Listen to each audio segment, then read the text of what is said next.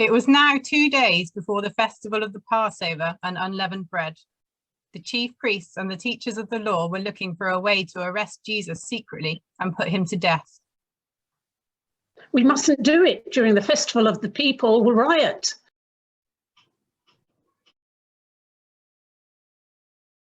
Jesus was in Bethany at the house of Simon. While Jesus was eating, a woman came in with an alabaster jar full of very expensive perfume. She broke the jar and poured the perfume on Jesus's head. Some of the people became angry.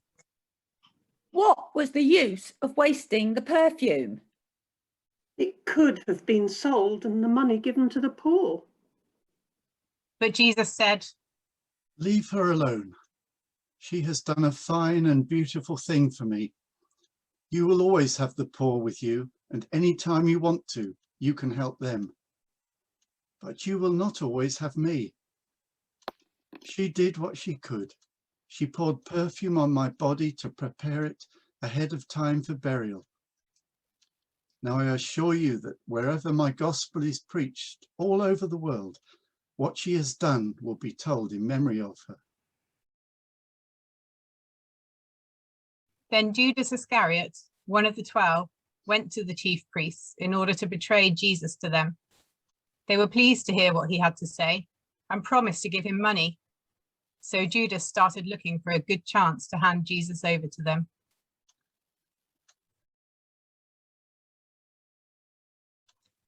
On the first day of the festival of unleavened bread, the day the lambs for the Passover meal were killed, Jesus' disciples asked him, "Where do you want us to go and get the Passover meal ready for you?" Then Jesus sent 2 of them with these instructions. "Go into the city, and a man carrying a jar of water will meet you. Follow him to the house he enters, and say to the owner of the house, 'The teacher says, where is the room where my disciples and I will eat the Passover meal?' Then he will show you a large upstairs room, prepared and furnished, where you will get everything ready for us." The disciples left, went to the city, and found everything just as Jesus had told them, and they prepared the Passover meal. When it was evening, Jesus came with his 12 disciples. While they were at the table eating, Jesus said, "I tell you that one of you will betray me, one who is eating with me." The disciples were upset and began to ask him one after the other, "Surely you don't mean me, do you?" Jesus said, "It will be one of you 12, one who dips his bread in the dish with me. The Son of Man will die as the scriptures say he will. But how terrible for that man who betrays the Son of Man. It would have been better for that man if he had never been born." While they were eating, Jesus took a piece of bread, gave a prayer of thanks, broke it, and gave it to his disciples. "Take it. This is my body." Then he took the cup, gave thanks to God, and handed it to them, and they all drank from it. "This is my blood of the covenant, which is poured out for many. I tell you, I will not drink again of the fruit of the vine until that day when I drink it anew in the kingdom of God." Then they sang a hymn and went out to the Mount of Olives. Jesus said to them, "All of you will run away and leave me, for the scripture says, God will kill the shepherd and the sheep will all be scattered. But after I am raised to life, I will go to Galilee ahead of you."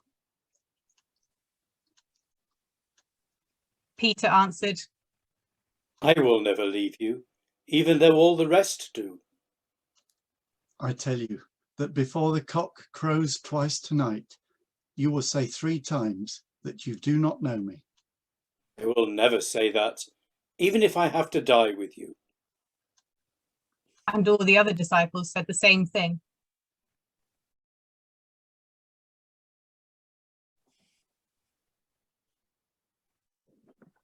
They came to a place called Gethsemane, and Jesus said to his disciples, "Sit here while I pray." He took Peter, James, and John with him. Distress and anguish came over him. "The sorrow in my heart is so great that it almost crushes me. Stay here and keep watch." He went a little farther on, threw himself on the ground, and prayed that, if possible, he might not have to go through that time of suffering. "Father, my Father, all things are possible for you. Take this cup of suffering away from me. Yet not what I want, but what you want." Then he returned and found the 3 disciples asleep. He said to Peter, "Simon, are you asleep? Weren't you able to stay awake even for 1 hour? Keep watch and pray that you will not fall into temptation. The spirit is willing, but the flesh is weak." He went away once more and prayed, saying the same words. Then he came back to the disciples and found them asleep. They could not keep their eyes open, and they did not know what to say to him.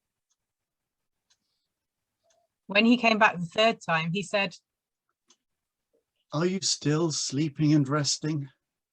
Enough, the hour has come. Look, the Son of Man is now being handed over to the power of sinful men. Look, here is the man who is betraying me." Jesus was still speaking when Judas, one of the 12 disciples, arrived. With him was a crowd armed with swords and clubs and sent by the chief priests, the teachers of the law, and the elders. The traitor had given the crowd a signal. "The man I kiss is the one you want. Arrest him and take him under guard." As soon as Judas arrived, he went up to Jesus "Teacher." and kissed him.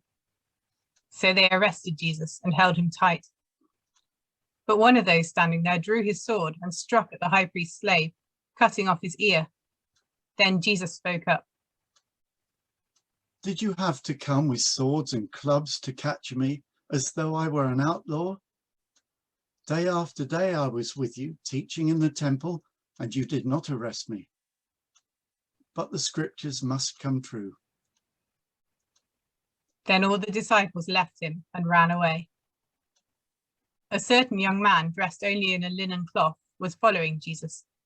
They tried to arrest him, but he ran away naked, leaving the cloth behind. Jesus was taken to the high priest's house, where all the chief priests, the elders, and the teachers of the law were gathering.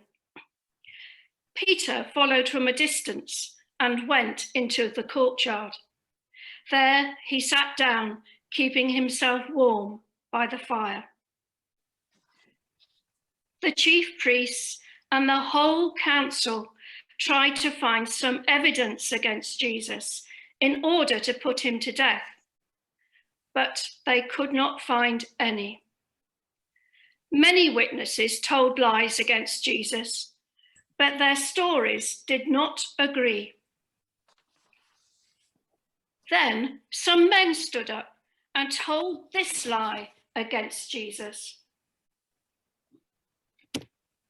"We heard him say, 'I will tear down the temple which men have made, and after 3 days I will build one that is not made by man.'" Not even they, however, could make their stories agree. So the high priest stood up in front of them and questioned Jesus.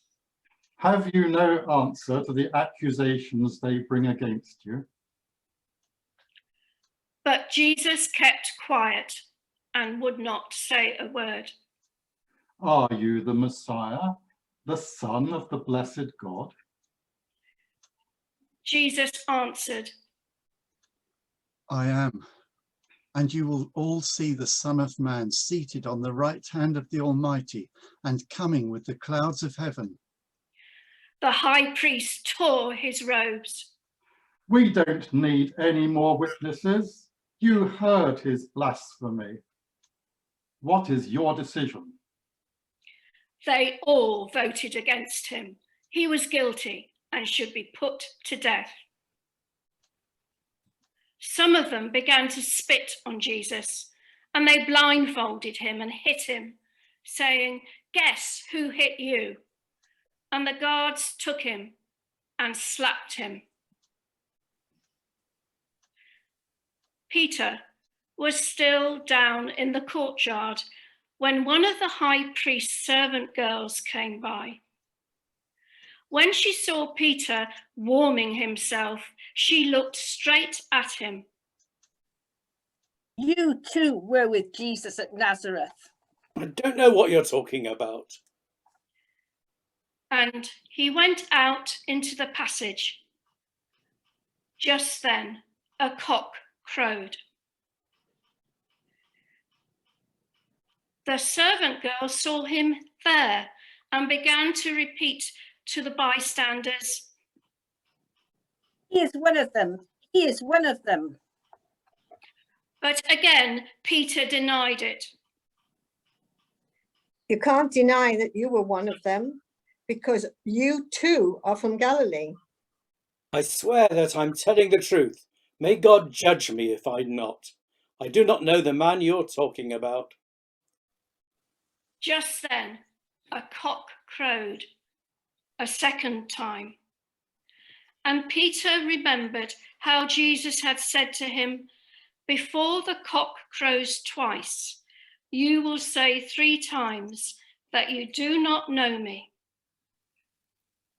And he broke down and cried.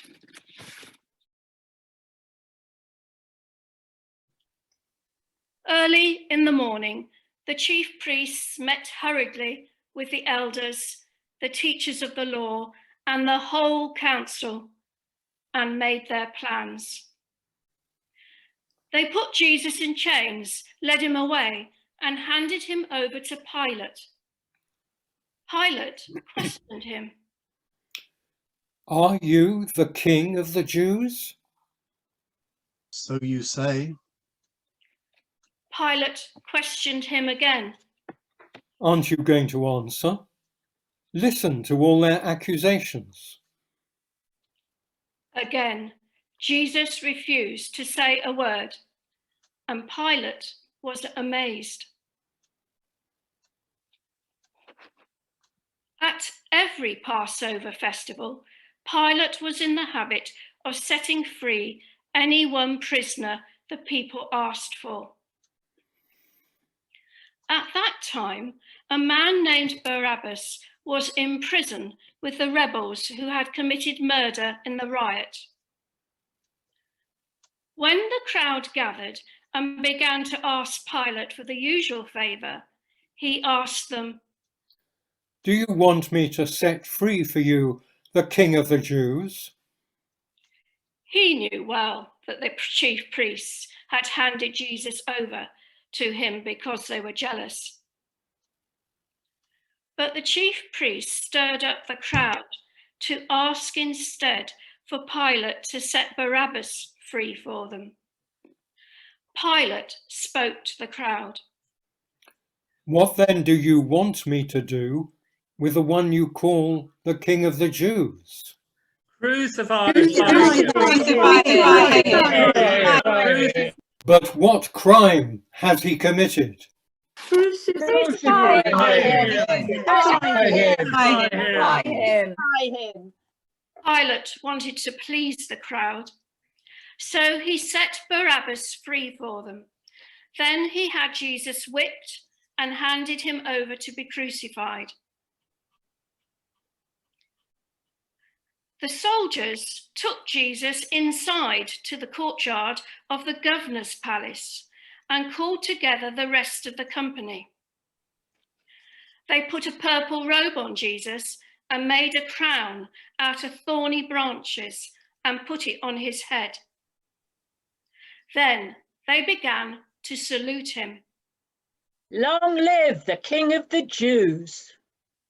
They beat him over the head with a stick, spat on him, fell on their knees and bowed to him. When they had finished mocking him, they took off the purple robe and put on his own clothes. Then they led him out to crucify him. On the way, they met a man named Simon, who was coming into the city from the country, and the soldiers forced him to carry Jesus' cross. They took Jesus to a place called Golgotha, which means the place of the skull. There, they tried to give him wine mixed with a drug called myrrh, but Jesus would not drink it. Then they crucified him and divided his clothes amongst themselves, throwing dice to see who would get which piece of clothing. It was 9 o'clock in the morning when they crucified him. The notice of the accusation against him said, "The King of the Jews." They also crucified 2 bandits with Jesus, one on his right and the other on his left.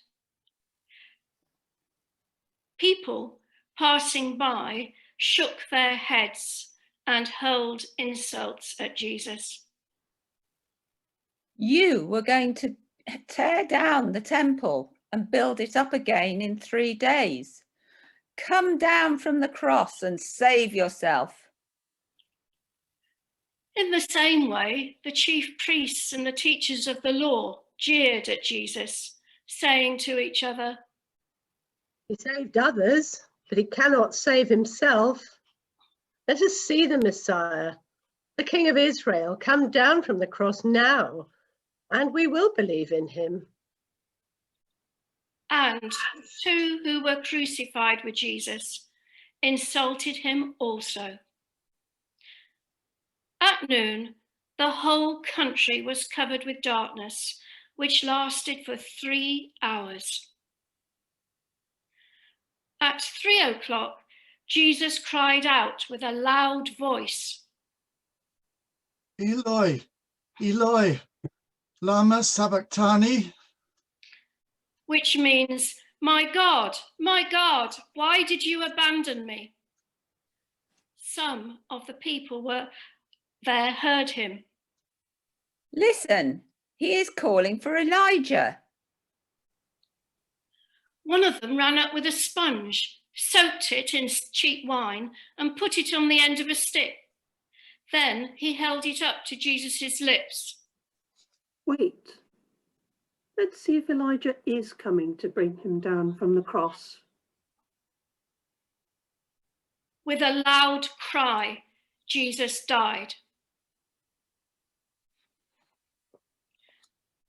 The curtain hanging in the temple was torn in 2 from top to bottom.